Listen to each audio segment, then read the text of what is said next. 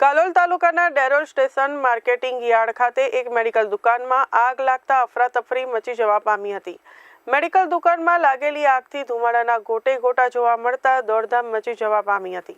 જો કે આગ લાગતા લોકોના ટોળાના સાથે જ ડેરોલ સ્ટેશન ગ્રામ પંચાયતના ડેપ્યુટી સરપંચ રમેશભાઈ તલાટી પણ ઘટના સ્થળે પહોંચી ગયા હતા,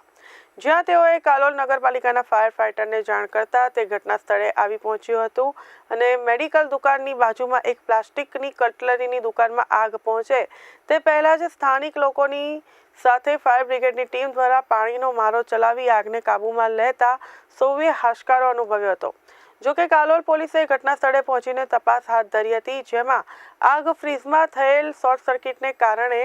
લાગી હોવાનું પ્રાથમિક અનુમાન વ્યક્ત થઈ રહેલ છે અને આ મેડિકલ દુકાનમાં આગ લાગતા ત્યાં પડેલો મેડિકલ દવા ગોળીઓનો માલ સામાન ઉનાળાની કાળઝાળ ગરમીને ધ્યાનમાં રાખીને દુકાનદાર દ્વારા માલ સામાન વધુ સ્ટોક કરાયો હતો, પરંતુ મેડિકલ દુકાનમાં વિકરાળ રૂપ આગ ભભૂકી ઉઠતા સંપૂર્ણ માલ સામાન બળીને ખાખ થઈ ગયો હતો।